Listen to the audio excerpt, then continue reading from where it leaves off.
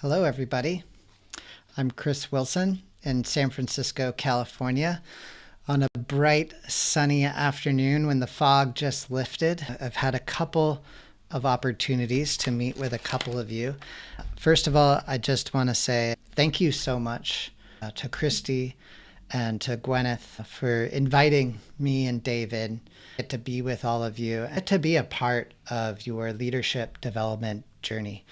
I am so deeply honored and excited to get to share in this experience with you. And when I say experience, I mean the raw, real, physical experience of learning physical tools and skills to slow down and to get out of our heads, our protective patterns, our automatic negative thinking, the overwhelm, the stress, the anxiety of being a founder, of being a human being with real relationships and life going on while you're trying to start a company and bring your dreams out into the world. To learn these skills, to get into our bodies and to learn to calm and to soothe. I like to say to befriend and to attend to what's happening in our bodies so we can show up in our lives, in our work, in our relationships in more empowering ways.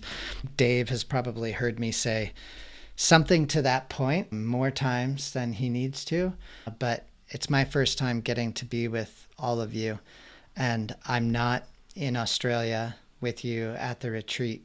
So I thought that I would take a moment today to, and just so you know, I'm in a room alone looking at a camera, and I'm going to turn off my screen so that I'm not even looking at my screen.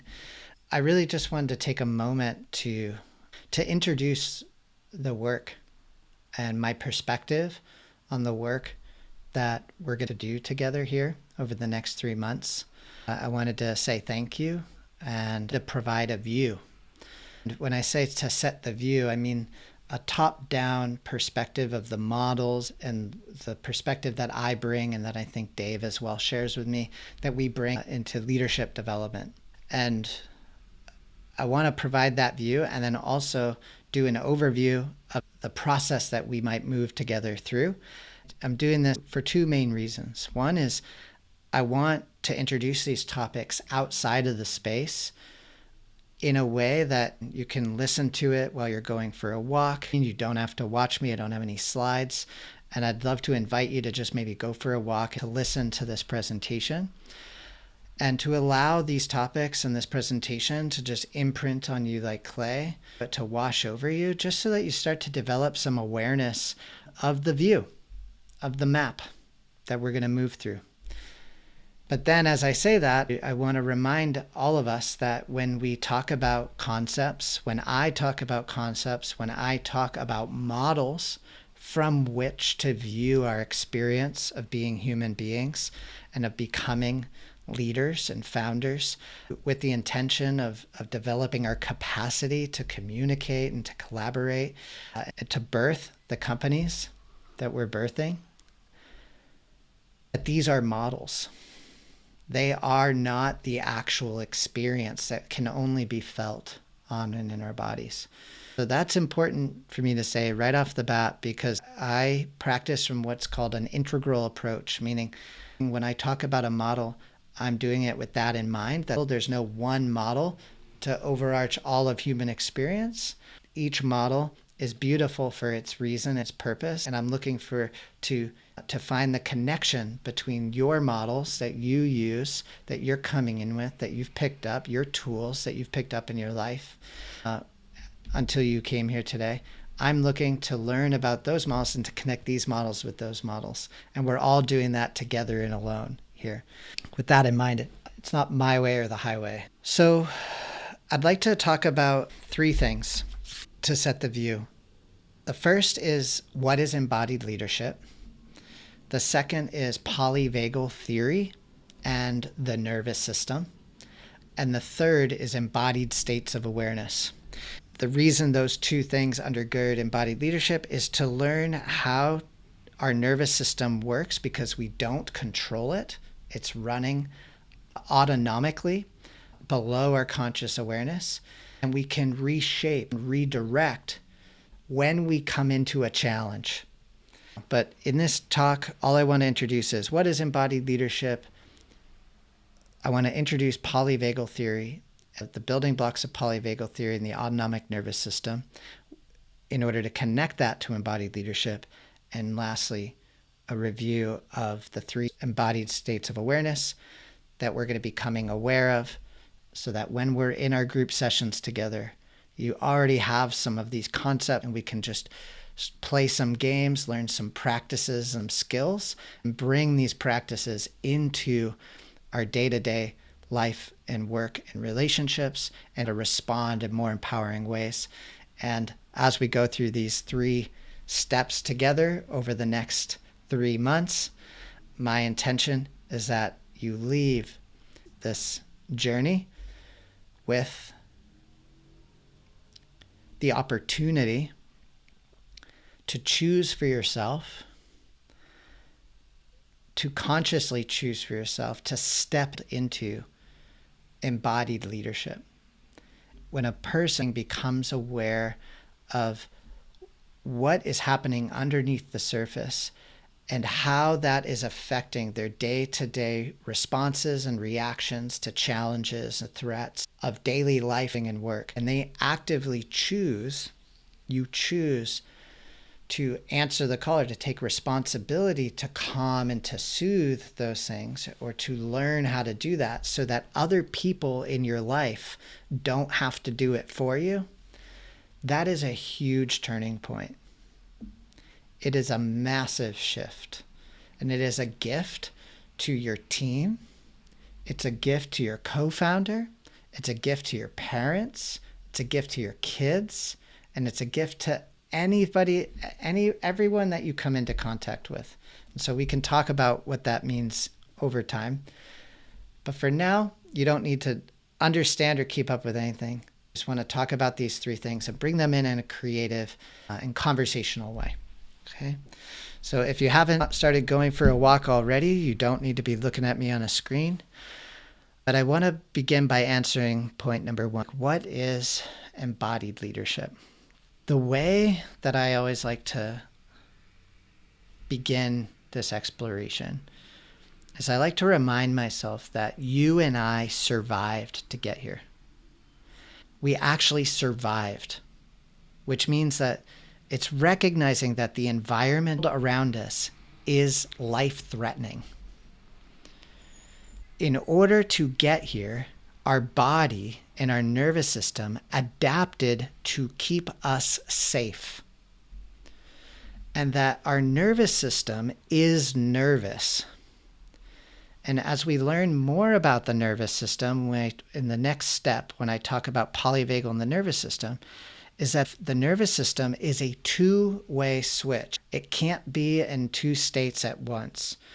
It's either in a state of protection or a state of connection, whether we are aware of this or not. And the first thing I want you to become aware of is that the nervous system is constantly scanning the environment around us, and it's looking for, is what I am sensing, is it safe? Is it a threat? That's what it looks for first. Because if it didn't sense and constantly scan the environment for, is this a threat? Then we would be too open and too much would get in, or we would make mistakes that would be life-threatening and we wouldn't survive. So first, anything it doesn't know is automatically, the nervous system is in this protective state. Then the nervous system, when it senses a cue for safety, then and only then can the protective state come down and our state of connection can turn on. Oh, being interrupted. It's the afternoon. This is Benson, my assistant. And so what is embodied leadership? Embodied leadership is when a human being, through training or by accessing a group or accessing other self-resourced people or human beings, they realize that this has happened. They have this conversation that we're having here today. And we realize that, wait, I survived to get here. Me. I have protective parts of me logged in my body armor, character armor, protective patterns, egoic stories in my head that are come from how my life experience has been shaped. And it's not your responsibility to make me feel better or to calm and to soothe these patterns for me or to learn these tools and skills and to teach me. I want to take responsibility to calm and to soothe or to befriend, to attend to the places inside my nervous system with the intention of being able to collaborate, to communicate, to be courageous and compassionate and caring, creative, to be purposeful, to be more powerful, more patient, more playful, to be a more whole human being who can communicate with the world around me. This is what it means to be self-led rather than protector-led, and to answer that call to become an embodied leader.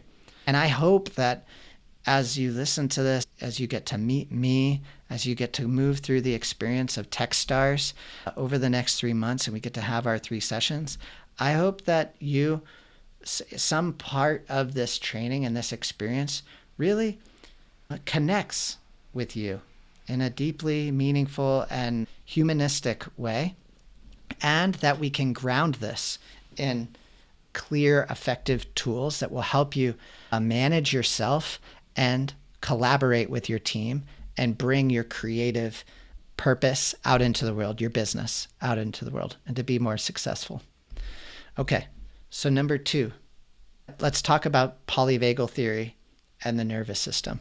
I introduced what is embodied leadership, and I talked generally about how we all have nervous systems, and the nervous system is constantly scanning the environment, looking for threat, connection, cues of safety. But we're not all necessarily aware of this. Polyvagal theory is a body of work by Dr. Stephen Porges and Deb Dana. There's 3 main components of polyvagal theory. First is autonomic hierarchy. The second is what's called neuroception. And the third is what's called co-regulation. So first, autonomic hierarchy. Your nervous system has 3 branches. And so the first one is dorsal vagal. And what it does is it slows down and protects the body by getting small, by being a turtle, by bringing us down, shutting us off so that we can't feel pain. The next one to come into existence was the sympathetic system. It's often called the fight-flight approach. And this upregulated the systems in the body to meet the demand of the environment, to fight, to flight, or to be focused. Okay? Then, a few million years later, we got the ventral vagal system, which wraps around both of these branches of the nervous system, the downside, the dorsal vagal, and the upside. And what the ventral vagal does is it acts as an equilibrium force. It can move between the dorsal vagal and the sympathetic, and it's much more wavy. It's much more about human connection, creativity, collaboration. And this system is what we could define or we could label as self. It's being a human being. It's not being too ramped up, too much of meeting the demand, and it's not too far down.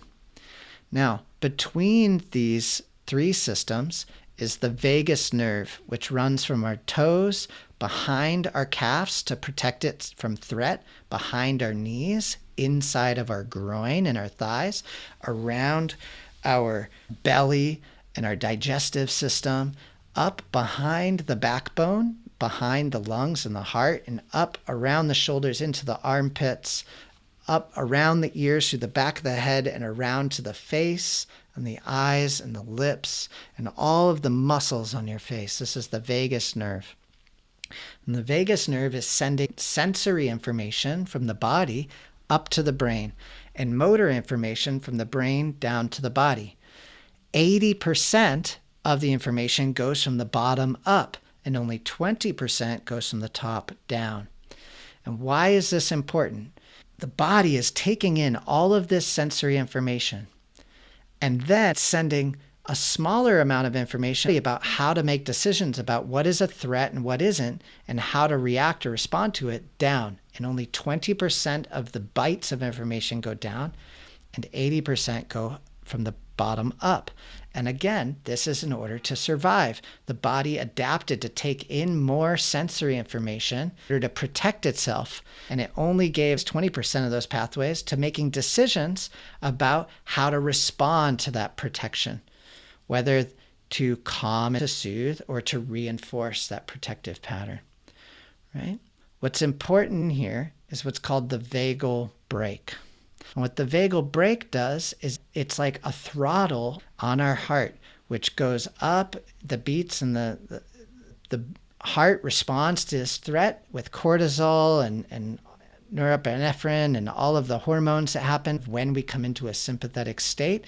The vagal brake is what allows us to cap out at the top end of a sympathetic state and to trigger our dorsal response to come down. And it's also what activates stopping us from going too far down so that we can come back up. Okay? We're going to do some practices in the group so that we can become physically aware of when we're in a sympathetic state and aware of when we're in a dorsal state, when we're leaning back. And notice how when I say this, if you're just listening to me, what I did is I just leaned forward like I'm getting ready to run. That's sympathetic. And then dorsal, I'm leaning back like I'm going to relax. And you can do this with me right now. Go ahead to get a sense of this in your body, whether you're listening or watching me. I want you to just pause and lean forward. And now just label that. Notice what happens in your body. What happens when you lean forward? You start to get more turned on, more energized, more meet the demand. But if you stay there too long or you go too far, you end up starting to get tired. You start to lose capacity to be more flexible or creative. And so then you lean back to relax into dorsal. But if you stay there too long, you might feel down or maybe depressed. But then there's this middle ground, and that's the ventral vagal. This is just a general overview of how the nervous system has developed with these branches, okay?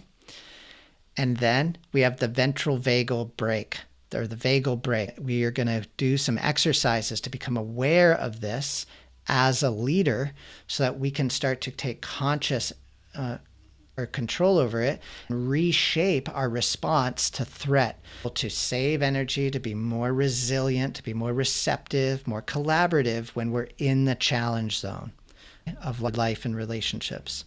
There's two other pieces to this polyvagal theory and how the nervous system has been shaped. The two other pieces are neuroception. Neuroception is the scanning of the nervous system inside the body for what is happening in the body. How is it responding to the environment around it? And exteroception, it's scanning the outside environment for one thing primarily. Is this a threat?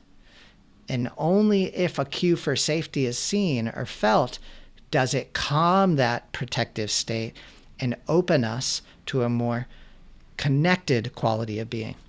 The reason this is important is because as leaders, as managers, as founders, you have taken on the challenge to bring your company out into the world. You're creating threat responses by having that intention, that goal. And so if you are not trained on how to bring cues of safety into your body when automatic reactions of threat are coming up, you will be on the path to burnout, to stress, to anxiety, to breakdown, loss of vitality, automatic protective patterns that you will need in order to survive in that world. And that's not the kind of world where we perform our best. And it's not the kind of world that most of us want to live. It's not a world of connection, of vitality, of aliveness, of personal and professional growth. So we have that neuroception, and at the nervous system looks for threat first. So anything it doesn't know is automatically labeled as threatening until we bring a cue for safety to it. So we have to learn how to develop those cues for safety ourselves. And we do that in relationship. We cannot do this alone. When a baby is born, it needs the nervous system of another body in order to learn how to develop this relational capacity to calm and to soothe.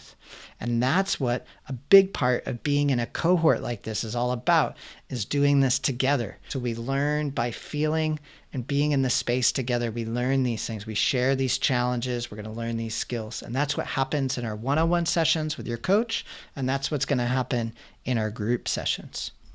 Now, the last piece around co-regulation is something incredible happens when we move beyond co-regulation and we take on the purposeful call to be a regulating resource for ourselves and for others.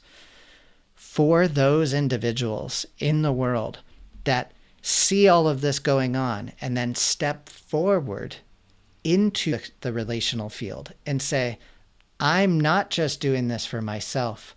I'm doing this for myself so that I can calm and soothe my nervous system, so I can collaborate with you. And you, if you feel dysregulated, can learn to regulate yourself with me. Those are embodied leaders. Those are the special human beings who answer that call to bring this work out and make the world a better place. And that, to me, is what embodied leadership is all about. Okay. So that's number 2, I guess, Polyvagal theory, the autonomic hierarchy. We talked about how the nervous system, the 3 branches of the nervous system. We talked about neuroception, co-regulation, and we talked about answering the call to be a regulating resource for others and how that's connected to becoming an embodied leader. And not everybody has had this type of training or access to this. So if they don't know how, it's not that they don't want to. It's often because they haven't been trained. They haven't had access to this, which is a form of compassion. The last piece that I want to talk about here is what's called embodied states of awareness. This is our awareness or our relationship with those 3 nervous system states. And again, while we're here together, I do not expect you to memorize or to know these labels. I don't expect you to know what dorsal vagal is, ventral vagal, or sympathetic. I don't expect you to memorize what neuroception is, what co-regulation is. I am giving you the view. I'm setting the stage. Pick up and start to make these connections together. What I do want you to do is start to integrate this stuff with whatever your own tool set, right? Your own words. And that's what we're going to work on in coaching. And that's what we're going to work on in the group, that you can integrate this into your life and work and relationships in simple, clear, and effective ways. So now that I've said that, the last piece is the 3 states of embodied states of awareness. And these are, first, we're going to start with dysregulated embodied state of awareness. When you wake up in the morning, let's say you're fine. You're modulated. You are having a morning cup of coffee. You're getting the kids ready to go to school. You're getting ready for your morning meeting. You're looking at your email. You're making breakfast. And then something happens. You lose the car keys. Somebody gives you a call. You get that email. What happens? You move from a state of modulation into a dysregulated state. Something disturbs you. This is what a dysregulated embodied state of awareness is. And all we're going to work on is becoming aware of, when am I? What is the moment in the flow of my default life and work and experience that I became dysregulated? Can you see it? Can you see the moment that it occurred? And can you bring it back to coaching? And we're going to learn a set of 6 steps to be able to explore that. When you start to realize as an embodied leader that these moments are not moments to react to with protective maneuvers, but they are in fact the perfect moment to become conscious so that you can practice a tool set in order to modulate that, to respond in a more empowering way. This is the moment that a leader starts to be able to see in their environment all the opportunities that they have to grow and develop. And it opens you to the unconscious. It opens you to a creative, collaborative, compassionate, purposeful, powerful, patient way of being. It allows you to receive feedback from yourself first and foremost, and to become someone that grows through challenges rather than someone protecting themselves or relying on protection to survive. The second state is modulated embodied state of awareness. And this is actually more challenging to see because we can see the dysregulated. But once you start to become sensitive enough to dysregulated and you can see modulated embodied states of awareness, there's some really special qualities around modulated. One of them is flow state. And a lot of people say, leaders that come to me or that I work with, they know what they heard of what flow state is, but we don't know how to create the environmental conditions in our bodies and in our environment to allow that flow state to flourish. And so this brings me to restorative embodied state of awareness. The restorative embodied state of awareness and the dysregulated, I would say, are the two most important. First, can we notice when we're in a dysregulated embodied state of awareness or a DISA state?